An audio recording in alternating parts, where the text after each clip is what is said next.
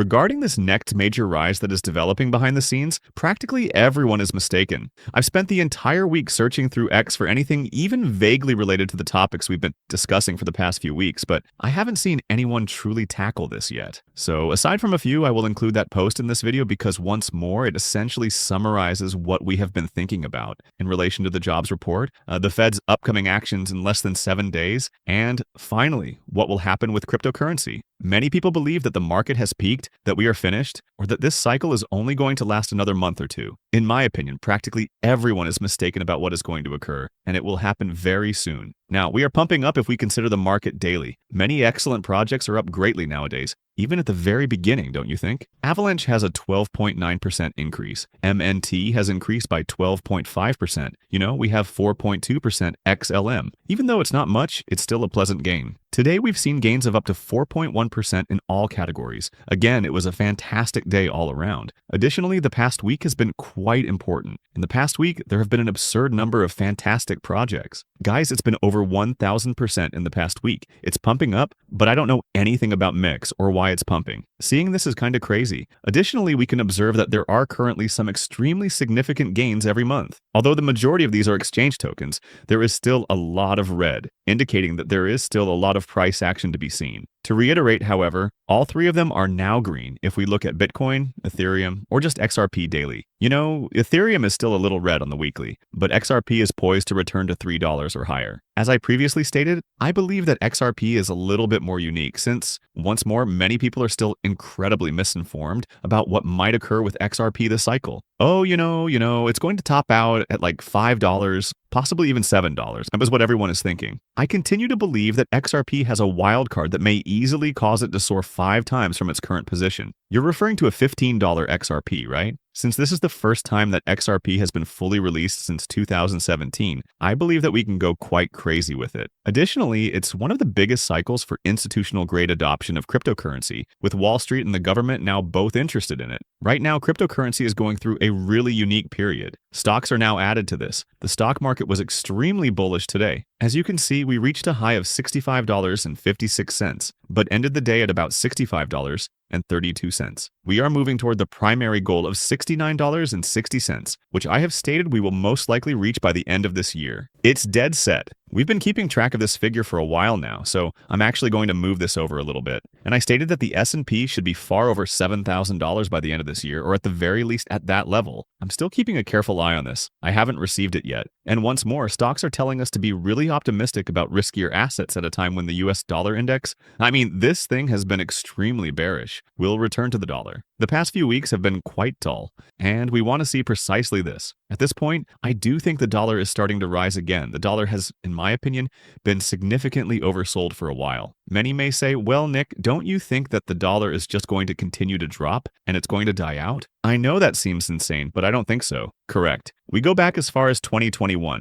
Around the same time that the previous season began, it bottomed out. We did, in fact, surge into March. Then, through May, we sold off once again. This was the season's final significant event. Around this time, the majority of ancient coins did top. That being said, we did keep pumping the market until this time. Now, the most important thing to consider is what will happen at this point. I do believe that the dollar may have bottomed out in June, I do believe that somewhere around this range is where the entire season is going to begin. Before we continue to rise, the dollar will most likely simply begin to jump a little before experiencing a minor sell-off. The key question to consider now is where the market peaks when the dollar begins to rise sharply. What level of the dollar are we looking at? In the end, I would estimate it to be around 104. I believe that here's where we will probably max out for cryptocurrency the moment we start to break here. Now, how long will that take? Well, we're not sure. There is nothing in front of us that would provide a timeline. If the 2017 to 2018 trend continues, I would contend that we should likely peak in January or February of 2026. That's about my best guess, which means we still have some time until old coins start to appreciate.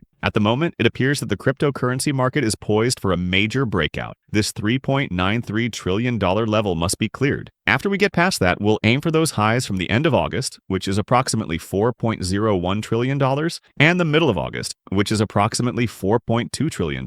The sum will reach a new all-time high, and we should begin to recover to $5 trillion or more. Although we have never reached $5 trillion, this is my primary goal for this cycle, which is between $5 trillion and $7 trillion. We can reach far higher. Oh, well, there's no way that we could hit $10 trillion for crypto, right? It's something I heard many people say, yet there is a chance that we could. There's a high chance that we could easily double the value from where we are now, which is close to $8 trillion, given how much money is currently moving about cryptocurrency from both the institutional and Wall Street sides. So, once more, that is absolutely feasible. Beyond that, let's examine what happened in July. According to the Kabasi letter, the world's money supply reached a record $140 trillion in July, an annual increase of 9.3%. This measure includes 169 nations and territories, which account for 99% of the world's GDP. The money supply in US dollars has increased by $10 trillion since the year began. Since the 2020 epidemic, the global money supply has increased by an astounding $40 trillion since the start of the year. This amounts to a 7% compound annual growth rate. The fact that global liquidity is increasing makes this one of the most crucial charts to pay attention to, since it indicates that these markets will soon see a huge influx of liquidity. Everyone is constantly curious about what will cause these markets to rise sharply. Global liquidity is getting better. This is the reason we are at this moment. If we travel back in time to the bottom, this is precisely why, isn't it? Let's travel back to the beginning of time. We hit the bottom in 2022. Is 2022 visible on this chart, in your opinion? Around the middle of 2020 to 2025, there was a significant decline in global liquidity. Because liquidity really improved after that, that's where we bottomed. That is the reason why the total is at its current level. In light of the fact that the FOMC meeting is 6 days away, and that there is a 100% chance of a rate cut in both September and October, as well as another one in December, I continue to think that we will experience significant increases going forward. It appears that the Fed will also inject new cash into the system. We also know that the Treasury has been aggressively purchasing debt, amounting to billions of dollars. However, this is not the end of the story, as the Fed has been lowering interest rates for a while. Let's visit Julian Battelle over here. I mentioned earlier in the video that someone shares my thought process, and this is the post I was referring to. I've gone through at least 20 takes since the August jobs report was released 5 days ago. It is challenging to distinguish signal from noise because the narratives are scattered throughout. What matters most is that unemployment continues to rise, just as our lead indicators and GMI/MIT work indicated in the first quarter. The Fed remains involved as a result. Meanwhile, the data is already revealing the first indications of a cyclical resurgence in employment. In chart number 1, which is the one we'll review in a moment, our GMI Early Workforce Activity Index makes that very evident. The Fed is anchored by lagging unemployment numbers on one side. Conversely, the data that looks ahead is already increasing. Chart number 2 shows the classic business cycle dominoes in play. Here is chart number 2 once more. The GMI Financial Conditions Index is yours. In addition, there are risky assets, central banks, and the ISM in the center. The punchline is bullish if we move on to the following item. Our third lead indicators chart indicates that the Fed is easing into a cyclical upswing. This is the GMI interest rate model once more. In addition, we have the recession and the ISM. Looking at this, it appears that we are almost back to that period of 2020 to 2021, when we were simply waiting for the ISM to turn around and catch up to everything. Additionally, we have, which is the reason why the S&P 500 earnings. Revisions are skyrocketing. The fourth chart. Once more, the S&P 500 net 12-month forward EPS upgrades are shown in chart number 4. Additionally, we have the ISM. We are going to witness a complete commotion in the cycle, isn't it obvious? We're not merely discussing the S&P. We are discussing more than just the business cycle. We are now discussing every asset class that will come after this. Everything we have been observing, including the jobs report, points to the need for extraordinary bullishness. Thus, we are going to see these markets experience a major spike. Additionally, everyone is worried about ancient coins at the moment. For instance, XRP. This is XRP on the price chart at the moment, correct? We hit a new high and didn't go parabolic straight away, which is why everyone was so worried. In July, we reached a slight peak, and then, suddenly, we experienced a significant defeat. Everyone is in a panic. We keep chopping to the bottom.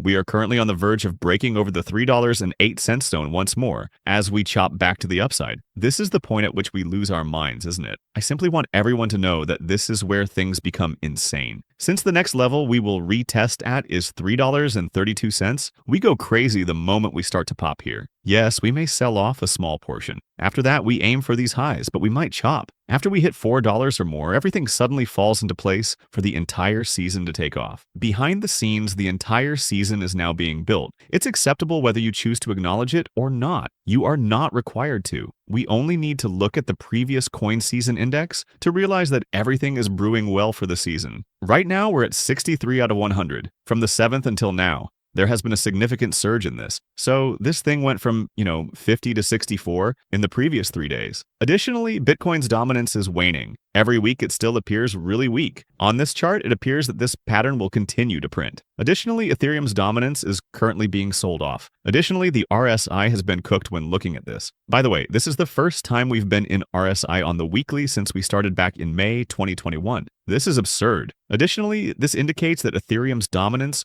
will probably continue to decline from this point on. I expected that we would rise to somewhere between 16.5% and 19%. However, it appears that this might be a top indicator for Ethereum's supremacy. That doesn't imply Ethereum's value doesn't keep rising. I continue to believe that Ethereum does, but I don't anticipate that it will have the kind of huge, insane surge that it did in 2021.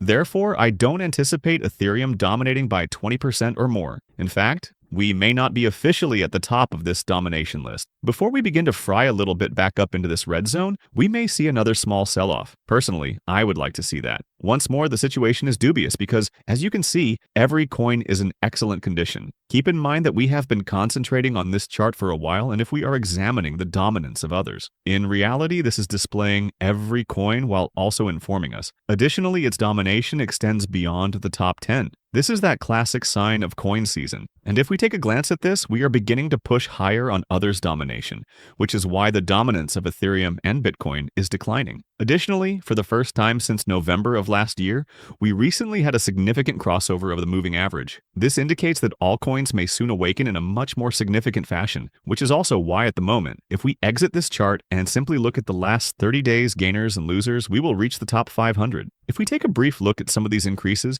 we can see that many old coins are beginning to make a huge comeback. And the reason for this is the shifting of dominance in the area. At this point, many of these ancient coins begin to exhibit some really aggressive behaviors. Everyone is now asking, okay, so what about XRP? How about ATOR? What about the rest of these ancient coins? Yes, such significant moves will also be seen by them. We simply need to exercise a little more patience in this situation and wait for the market's liquidity to decline and move from Bitcoin and Ethereum to these other big caps. I continue to believe that the market is currently in the Ethereum phase. We are still in phase 2, in my opinion. We are not yet at phase 3, in my opinion. As I mentioned earlier, I continue to believe that we have some time until around the first quarter of 2026. Therefore, try not to act too hastily here. The key point, though, is that I believe practically everyone is mistaken about how high we can go. For example, many individuals still ask themselves, oh, Bitcoin, what kind of upside potential does Bitcoin have from here? $123,000 has already been reached, you know? In my opinion, Bitcoin has the potential to reach $150,000 or $160,000. After that, I don't anticipate anything extraordinary, but that might result in a thesis reaching 10K plus, which might cause XRP to hit $10, $15, or even $20. The market as a whole can go completely crazy as a result. No one can predict with certainty where these markets and these ancient coins will peak. We do know one thing, though. Pay attention to your feelings for the moment. Isn't there still a great deal of fear and greed in the world? Right now, you are familiar with fear. 47. The index of greed and fear is at 47. So impartial. Many individuals are still in a frenzy on X. Many people still experience fear. Many individuals are incredulous. They don't believe we're getting higher. I can tell that we are moving considerably higher because of this. The liquidity provisions have significantly improved. Rates will soon be lowered by the FED. Markets will rise much more as a result, and I don't believe that people are ready for this. Having said that, I hope you all found this video entertaining. If you enjoy it, please sign up for notifications on